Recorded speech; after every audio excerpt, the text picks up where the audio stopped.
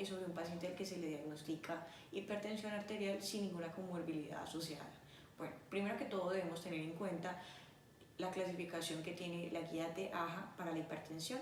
Entonces la clasifica como hipertensión estadio 1, el que tiene presiones entre 130 y 139 y 80 y 89 milímetros de mercurio. Para esto recomienda un tratamiento no farmacológico y un tratamiento con antihipertensivos. Primero tenemos el tratamiento no farmacológico, que tiene que ver con cambios de estilo de vida.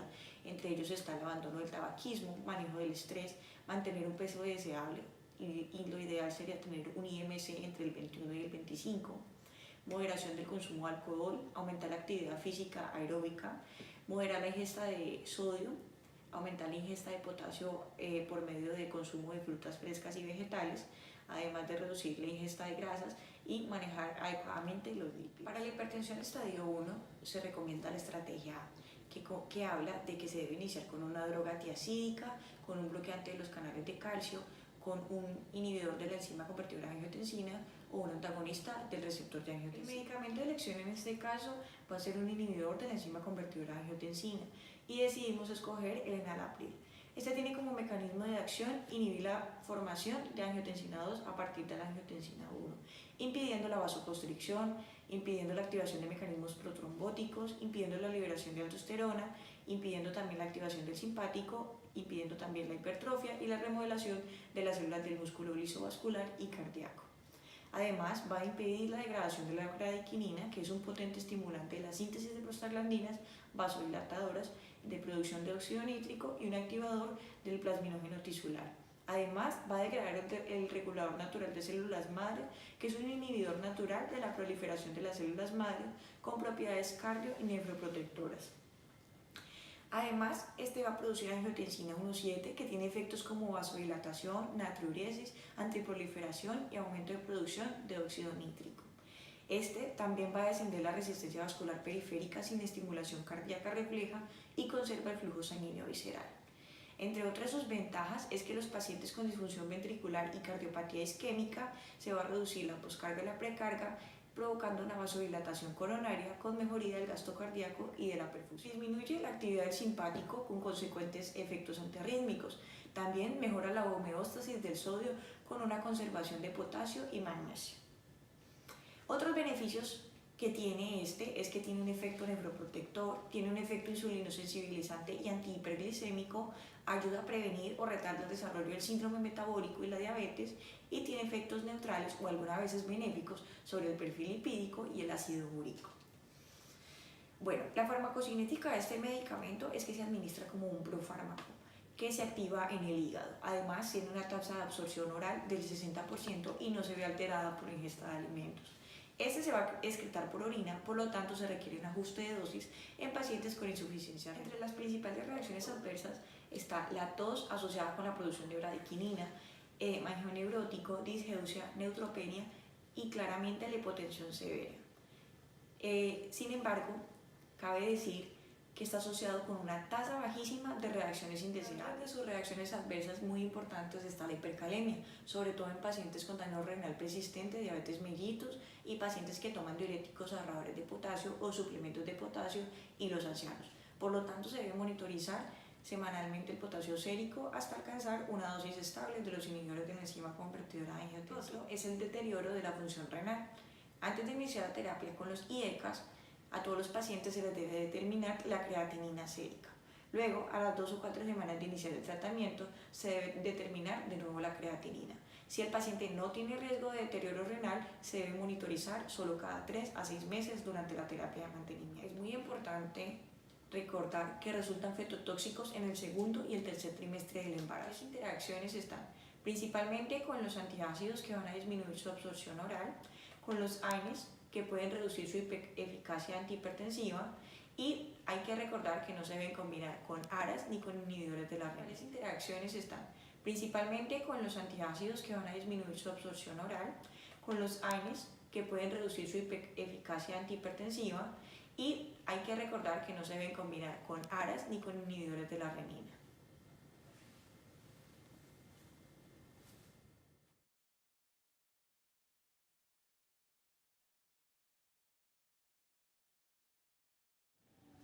Bueno, en el segundo caso tenemos una paciente que es hipertensa, utiliza enalapril y queda embarazada. En este caso, lo primero a hacer es suspender el enalapril. Este es un IECA, este tipo de medicamentos gozan de un excelente prestigio como antihipertensivos, son neuroprotectores, cardioprotectores. Sin embargo, en el embarazo no debe ser utilizado. En el primer trimestre es categoría C y en el segundo trimestre y tercer trimestre es categoría D. Esto quiere decir que los medicamentos tienen toxicidad fetal y toxicidad neonatal. Pueden causarle insuficiencia renal, hipotensión, pueden causar un descenso de la función renal, entonces deben ser suspendidos totalmente. Tampoco podemos utilizar un ARA ni un diurético. Es importante recalcar que normalmente las mujeres que son hipertensas, una de 4, presenta preeclampsia mientras están en el embarazo y un tercio de estas mujeres tienen embarazos prematuros. Esto no es bueno para el feto. Por este caso tenemos que utilizar un medicamento que se adapte a las condiciones. Primero hay que tener cuidados básicos, como evitar el exceso de peso, hacer ejercicio, dieta baja en sal y dejar de fumar. A nivel de medicamentos vamos a prescribir el nifedipino. Este tipo de medicamento pertenece al grupo de calcio antagonistas, específicamente a la subdivisión de la dihidropirimidinas. Esto quiere decir que es un vasodilatador tanto periférico como coronario. Sin embargo, este tipo de medicamento específico no tiene efectos directos sobre el corazón. O sea, exclusivamente se va a limitar a la parte periférica y coronaria. Estimula y neutraliza la actividad cardíaca de forma directa. Mecanismo de acción. El transporte del calcio al interior de las células del músculo liso, vascular y del corazón es mediado por los canales de calcio tipo L. Estos son canales lentos y dichos canales juegan un papel crucial en el tono vascular, contractibilidad cardíaca, actividad eléctrica y por supuesto la despolarización depende principalmente del ingreso de calcio. Teniendo esto en cuenta, entremos a hablar de la farmacodinámica del nifedipino, que es el medicamento que se le va a recetar. Este fármaco bloquea los canales de calcio tipo L en el lecho arterial, disminuye por tanto la resistencia vascular periférica con el consecuente efecto hipotensor. Sin embargo, dilata las arterias coronarias y la perfusión cardíaca, pero no afecta como tal, no tiene un efecto directo sobre el corazón. Bueno, teniendo en cuenta el mecanismo de acción, vamos a hablar de la farmacodinámica. Este medicamento bloquea los canales de calcio tipo L en el lecho arterial. ¿Esto qué quiere decir? Disminuye la resistencia vascular periférica con el consecuente efecto hipotensor. Dilata las arterias coronarias, mejorando la perfusión miocárdica y su acción sobre el lecho venoso es mínima. Por tanto, no afecta la precarga ni tampoco afecta la parte cardíaca. Es común a todos los calcioantagonistas que se divida en los que afectan la parte periférica y cardíaca y los que solamente afectan la vasodilatación periférica. En cuanto a la farmacocinética, su absorción se da en el intestino delgado, no se ve afectado por alimentos, su biodisponibilidad es 70%, pues hablando del nifedipino, y son metabolizados en hígado. Hay que reducir las dosis en caso de ancianos o pacientes con hepatopatías, sin embargo no hay que reducirlas en insuficiencia renal. Su eliminación se da por vía renal y se da por bilis en diferentes proporciones. ¿Cuáles son las reacciones adversas de este tipo de medicamentos? Normalmente son bien tolerados, sin embargo la mayoría de efectos indeseables tienen que ver con un excesivo efecto hipotensor. Esto quiere decir una hipotensión crónica que puede ser característica de cefalea, mareo, rubor, astenia. Sin embargo también se presentan casos de edema en miembros inferiores. Normalmente no se da por la retención de líquidos, sino por el aumento de la presión hidrostática, debido a la dilatación precapilar y la contracción postcapilar. También se han dado casos de sedación, de trastornos gastrointestinales, estos son frecuentes, como por ejemplo el estreñimiento, y casi algo común a todos los calcioantagonistas es el reflujo gastroesofágico. Esto se da por la relajación del esfínter. Algo importante en las interacciones de los calcioantagonistas a tener en cuenta es que son metabolizados por el CYP3A4. Esto quiere decir que tienen una gran cantidad de reacciones con muchos medicamentos que pueden afectarla y amplificarla o disminuir esta enzima. Los usos.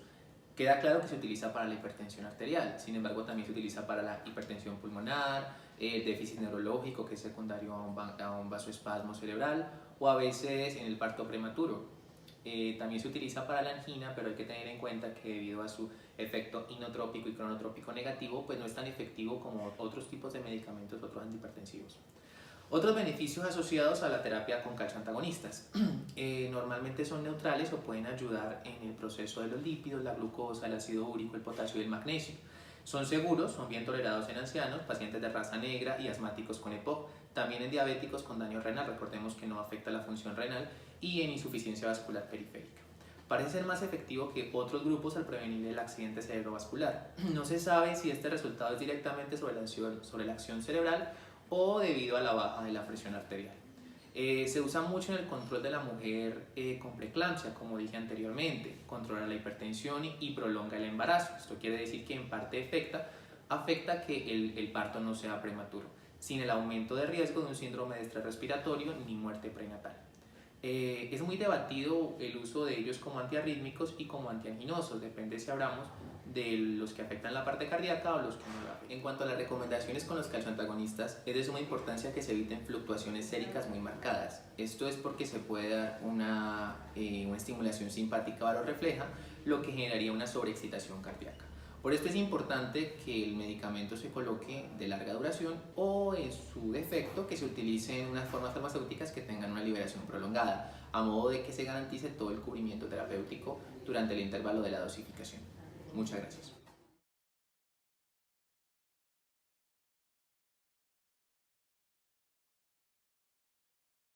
Hola, hoy les voy a hablar sobre el uso de la furosemida en la hipertensión arterial.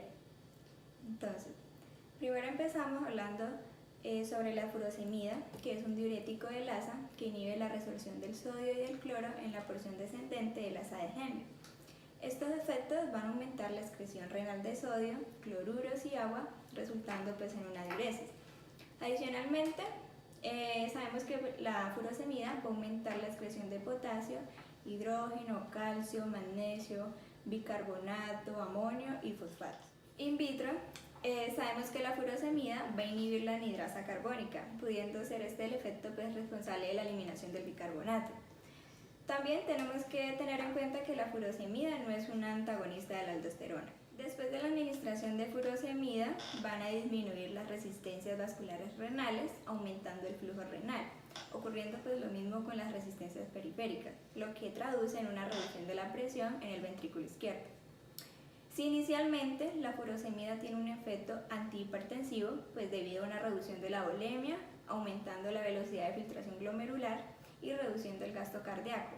Más rato vamos a ver que el gasto cardíaco puede volver a su valor inicial, pero las resistencias periféricas van a permanecer bajas, lo que resulta en una reducción de la presión. La furosemida tiene una potencia mucho mayor que las tiazidas, pero su potencia antihipertensiva no lo es, y esto junto a su vida media corta van a determinar que no se use de rutina como tratamiento antihipertensivo. Su indicación está reservada para aquellos hipertensos que tienen al mismo tiempo insuficiencia renal crónica, diabetes mellitus y en quienes las tiazidas no son efectivas. En el caso de hipertensión e insuficiencia cardíaca, donde el beneficio de la potencia diurética que lleva a eliminar la sobrecarga hidrosalina es muy necesario. Otro uso de la furosemida lo podemos ver en el edema, que se utiliza en el manejo a corto y largo plazo del edema asociado con insuficiencia cardíaca, enfermedad renal y hepática. Su empleo por vía parenteral es mandatario en el edema agudo del pulmón, no solo porque disminuye rápidamente el volumen intravascular, sino por sus efectos venodilatadores. En el tratamiento crónico se usa la vía oral a las dosis mínimas efectivas para conservar la euvolemia, que es el equilibrio del estado de la hidratación y así la presión en los vasos sanguíneos. Otro uso es en la diuresis forzada por vía intravenosa, junto con cantidades correspondientes de líquidos y electrolitos para incrementar la eliminación renal de algunas drogas o sustancias tóxicas. Otro uso que se le da a la furosemida es en la hipercalcemia, ya que este fármaco va a disminuir la concentración sérica de calcio por aumento de su excreción renal. Es decir, que la furosemida va a producir eliminación de calcio por la orina.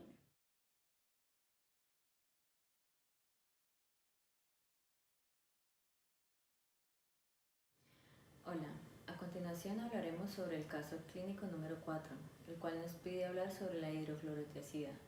Esta hace parte del grupo de las tiazidas, bloquea el contratransportador de sodio y cloro de las células del túbulo contorneado distal, o sea que actúa cuando ya se ha reabsorbido cerca del 90% del sodio en las porciones proximales de la nefrona.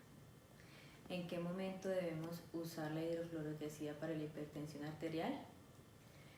Esta se usa para el manejo de la hipertensión primaria en adultos. Por lo general, se asocia a edema o a pacientes con alto riesgo de desarrollo de falla cardíaca. También se usa en pacientes que sufren de diabetes insípida, o con hipercolesterolemia aislada. ¿Cuándo se esperan los efectos en la hipertensión y cuál es el efecto primario? El efecto antihipertensivo aparece de 3 a 4 días iniciado el tratamiento y desaparece unas semanas después de suspender el tratamiento crónico con este. Las tiazidas causan disminución de la presión sanguínea causando diuresis forzada. En la hipertensión arterial su efecto inicial se disminuye el volumen plasmático y por ende disminuye el gasto cardíaco.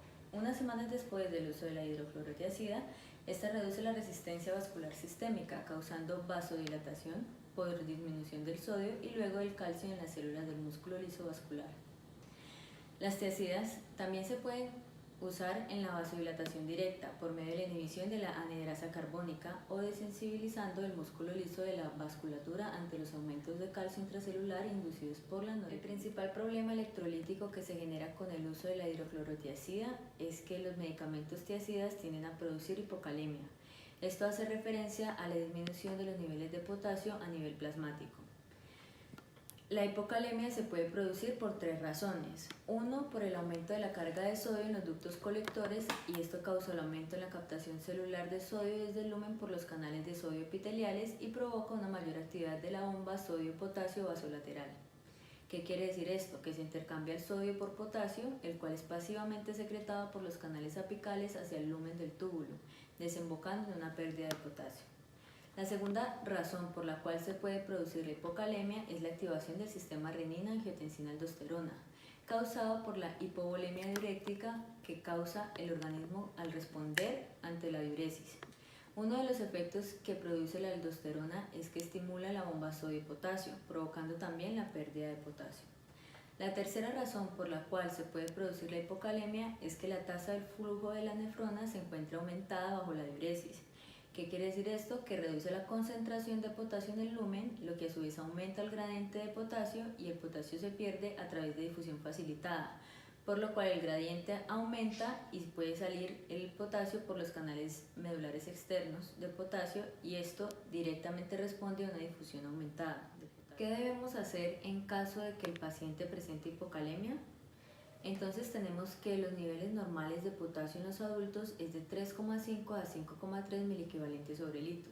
En caso de que el paciente presente una disminución en estas medidas, entonces lo que tenemos que hacer es enviarle un suplemento que nos reemplace y nos aumente el potasio o mandarle una dieta rica en frutas y verduras.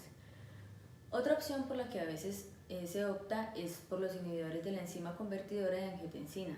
Estos inhiben la formación de angiotensina 2 y por lo tanto activa la aldosterona. Se utiliza frecuentemente en combinación con las tiazidas para combatir la hipocalemia. La hidroclorotiazida se clasifica dentro de la categoría D en el embarazo, por lo cual está contraindicada o su uso debe ser netamente si es necesario.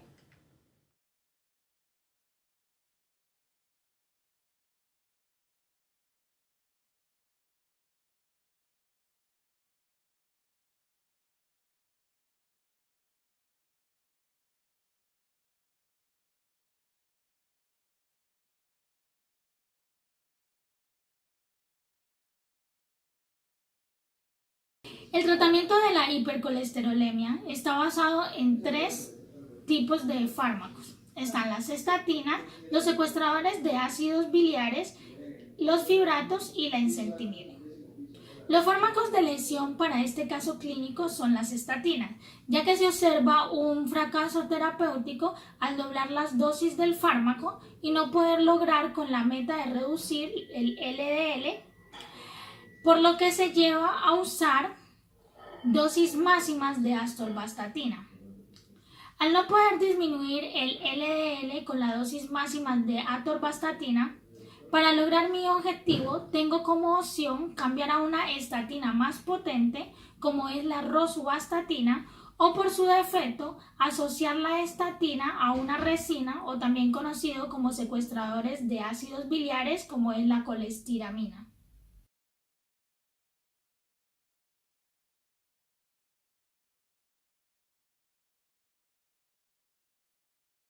La tercera opción sería encentimida más pravastatina. ¿Por qué? porque el ezetimibe asociado a estatinas lo que hace es duplicar o incluso triplicar su eficacia, y escogemos exactamente la pravastatina porque esta tiene un menor riesgo de interacciones farmacológicas. El mecanismo de acción del ezetimibe consiste en la inhibición de la absorción de colesterol en el enterocito y en el hígado, unido al transportador de colesterol denominado NPC-1L1, por lo que disminuye los niveles de LDL. Este no tiene un efecto en otras fracciones lipídicas y además, al bloquear la absorción intestinal del colesterol, lo que hace es aumentar la síntesis endógena del LDL, y por eso su empleo baja en un 15 hasta un 20%, pero como dije anteriormente, asociado a estatina, dobla o triplica su eficacia. También es muy importante saber que el ezetimibe nos ayuda a la prevención de eventos relacionados a la enfermedad aterosclerótica en una magnitud muy similar con lo que son las estatinas. Hablamos de lo que es la farmacocinética. Esta posee una rápida absorción oral, no se altera con los alimentos, pero sí con las resinas de intercambio iónico. Sufre un proceso de glucuronización en el epitelio intestinal y en el hígado. Y por último, esta va a ser excretada por las heces.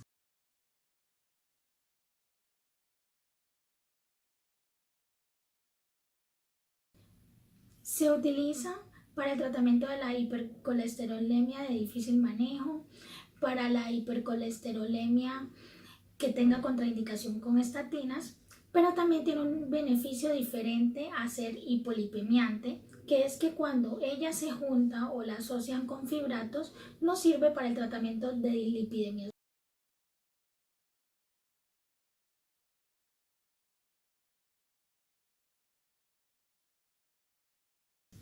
Reacciones adversas.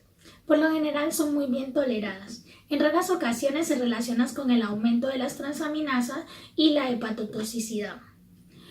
También existe otra reacción que es muy importante, que es la miopatía, cuando está asociada con estatinas, obviamente, pero esta es reversible con la descontinuación del medicamento.